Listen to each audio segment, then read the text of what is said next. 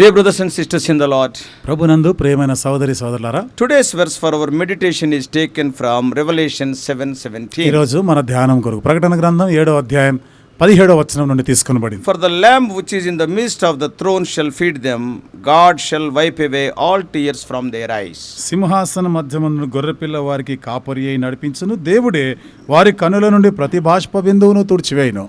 The book of Revelation is a very important book in the Bible. Bible గ్రంథంలో ప్రకటన గ్రంథం అనేది అత్యంత ప్రాముఖ్యమైనటువంటి గ్రంథం. Because it speaks about the climax of the whole world. ఎందుకంటే ప్రపంచం అంతటి యొక్క ముగింపులో జరగబోయే సంగతులు రాయబడ్డాయి. It is the last inspired book of the Bible.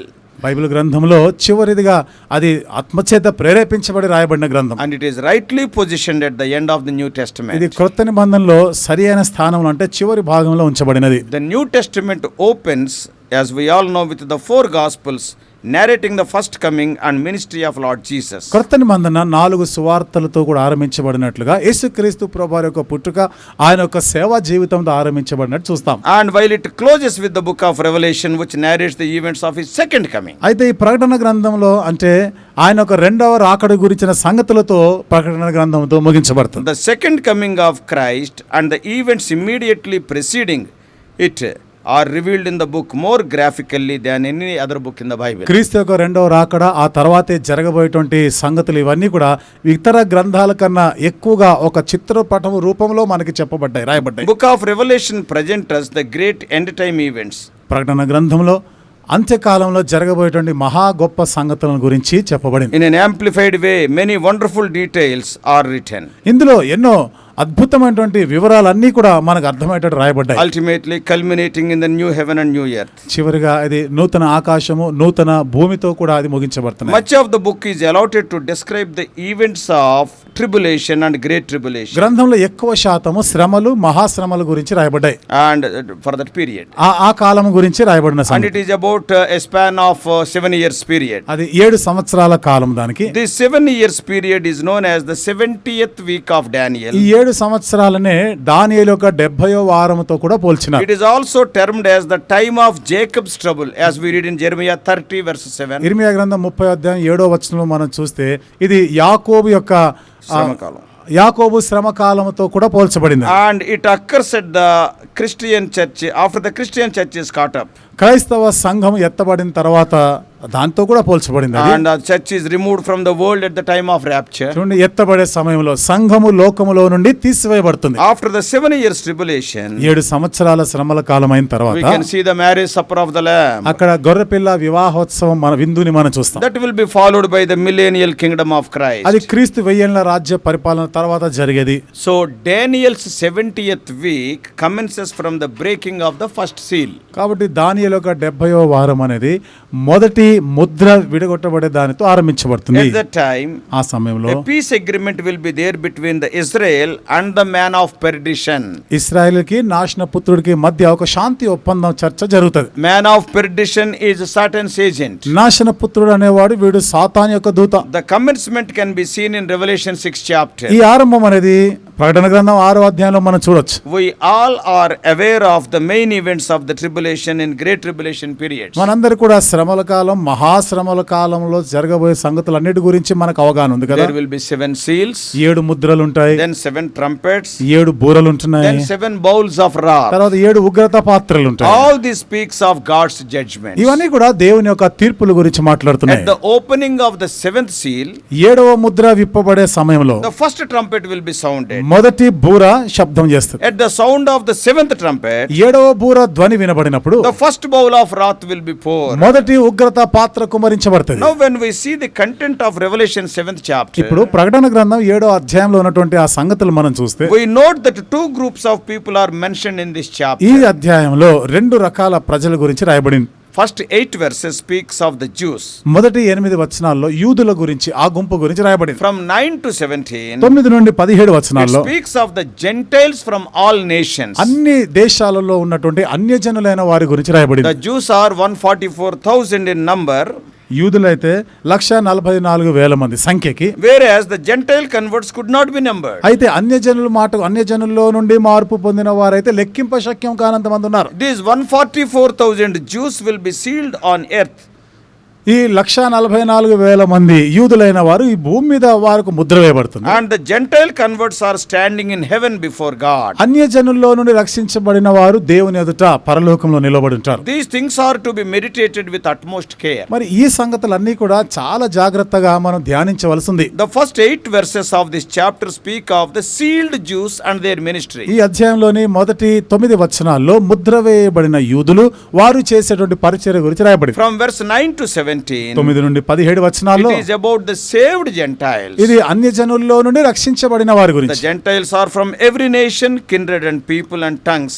అన్యజనులు అందరూ కూడా ప్రతి దేశము, ప్రతి భాష, ప్రతి ప్రజలో నుండి వచ్చిన వారు. That is what we read in verse 9. అది 9వ వచనం మనం చదువుతున్నాం. Here the emphasis is on what God has done for the people of the whole world. ఇక్కడ దేవుడు సర్వలోక ప్రజల కొరకు చేసిన దాని గురించి నొక్కి చెప్తాం. Jews and Gentiles. యూదులు మరియు అన్యజనులు He కూడా. died for the whole world. ఆయన లోకము అంతటి కొరకు మరణించాడు. And thus people have been saved from all the ఆ nations. రీతిగా ప్రజలు అన్ని జనాంగములు దేశాల్లో ఉన్న ప్రజలు రక్షించబడుతున్నారు. Later you compare Revelation 5:9 with 7:9. తర్వాత ప్రకటన గ్రంథం 5వ అధ్యాయం 9వ వచనాన్ని 7వ అధ్యాయం 9వ వచనంతో సరిపోల్చి చదవండి. Compare those two verses with Mark 16:15. ఈ రెండు వచనాలని మార్కు సువార్త 16, 15వ వచనంతో పోల్చి చదవండి. The elders in heaven explained very vividly as to who is represented by this countless multitude. పరలోకంలో ఉన్నటువంటి ఆ పెద్దలైన వారు ఈ లెక్కింప శక్యము కానిటువంటి జనసమూహము ఎవరా అనేటువంటి దాని గురించి వాళ్ళు చెప్తున్నారు. That is written in 7:14. అది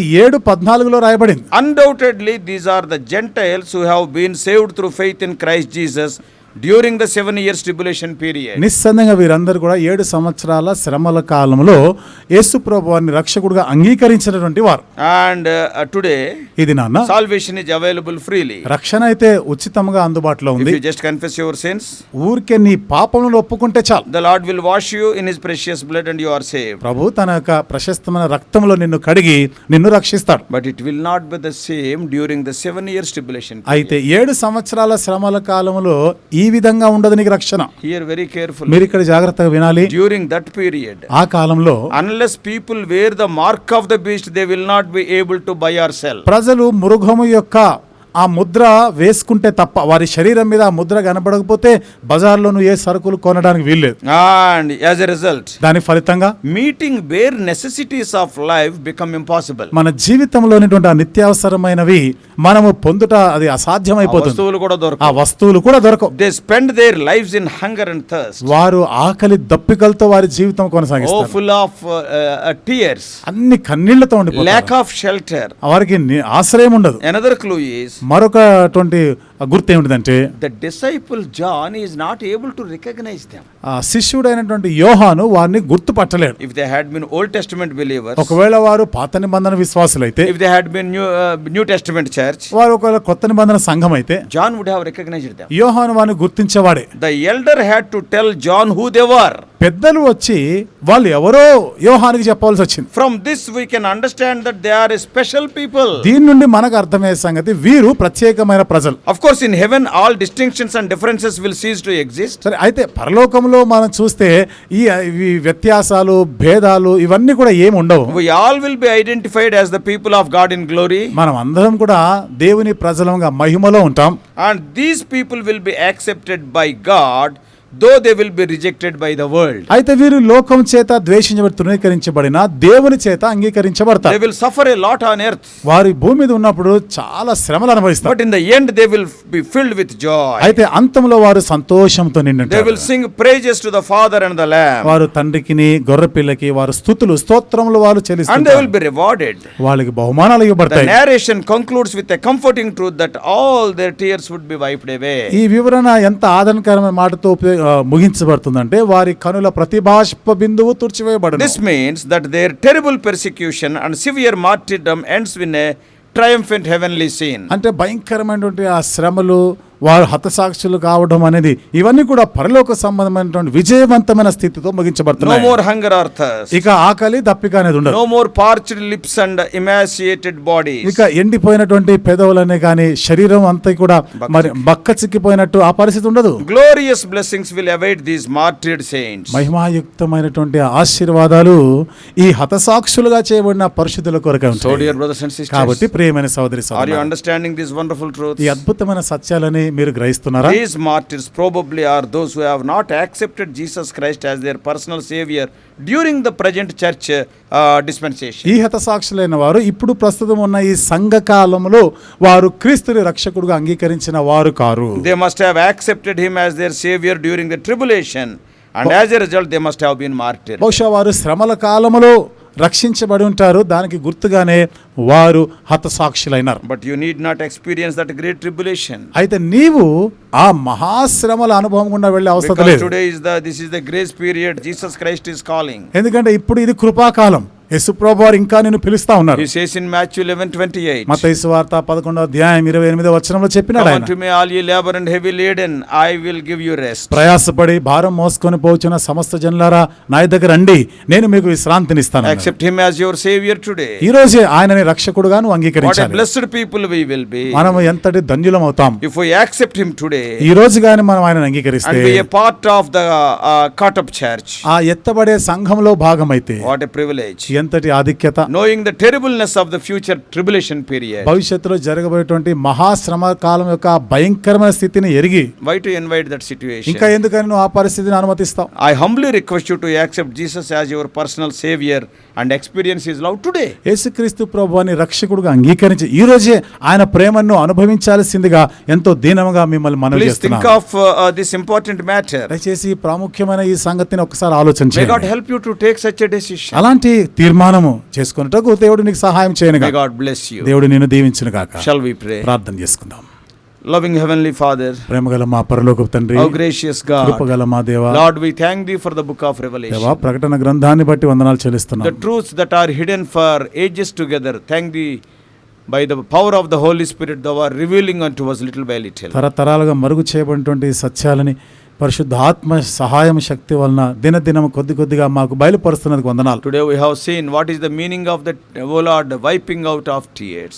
కన్నీళ్లు ప్రతి బాష్ప బిందువు తుడిచివేయబడట ఏమిటిదో ఈ దినాన్న దాని అర్థాన్ని గ్రహించగలిగాం. Even during the tribulation time, శ్రమల కాలంలో కూడా by going through so many persecutions, some people will be saved. ఎన్నో హింసల గుండా వెళ్తూ కొందరు రక్షించబడనే O ఉన్నారు. Lord, their tears will be wiped out. దేవా వారి కన్నీళ్లు తుడిచివేయబడతాయి. O Lord, Jewish converts we are seeing first 8 verses. మొదటి 8 వచనాలు యూదుల్లో నుండి రక్షణ పొందిన వారిని చూస్తున్నాం. And from 9 to O Lord to the end of the chapter, 9 నుండి ఈ అధ్యాయం చివరి దాకా we are seeing the Gentile converts. అన్యజనుల్లో నుండి మారుమనసు పొందిన వారిని చూస్తున్నాం. Jews plus Gentiles will become your church. ఇప్పుడు యూదులు అన్యజనులు కలిపి మీ సంఘమైనారు. There is no differences ఇక now. ఏ వ్యత్యాసం అనేది We are లేదు. all one. మేమందరం ఒకటే. O Lord, these martyrs also, their tears will be wiped out and they will be enjoying the eternal bliss. దేవా ఈ హతసాక్షుల కన్నీళ్లు కూడా తుడిచివేయబడతాయి, వారు ఆ పరమానందాన్ని అనుభవించనే They will ఉన్నారు. be rewarded suitably. వారు తగిన రీతిలో బహుమానం కూడా Our dear వారు ones who పొందుతారు. are hearing this message, ఈ వర్తమానం వింటున్న మా ప్రియులైన వారు they need not wait for the tribulation period to be saved. ప్రభా రక్షణ పొందాలని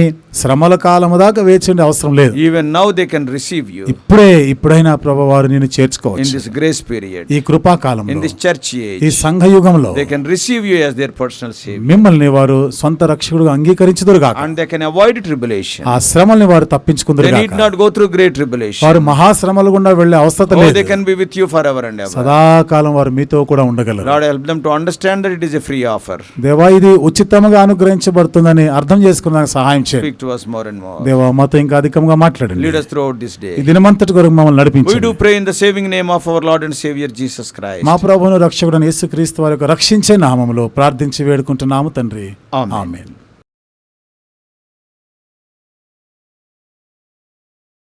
God bless you all.